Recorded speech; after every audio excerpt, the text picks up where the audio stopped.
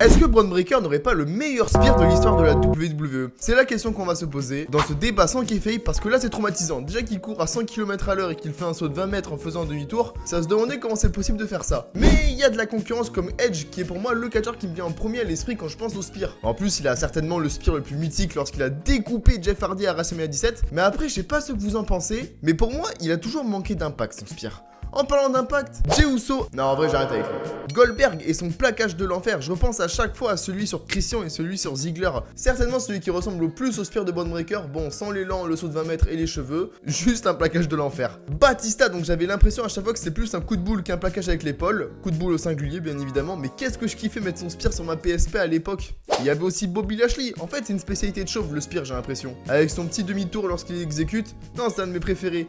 Et pour finir, on l'oublie à chaque fois, mais Biggie avec son spear à travers les cordes, je trouvais ça tellement impactant. En plus, l'athlétisme qu'il a pour faire ça à travers les cordes, non, c'était vraiment trop fort. Et je trouve que ça manque le spear à travers les cordes. Mais du coup, pour toi, c'est qui a le meilleur spear?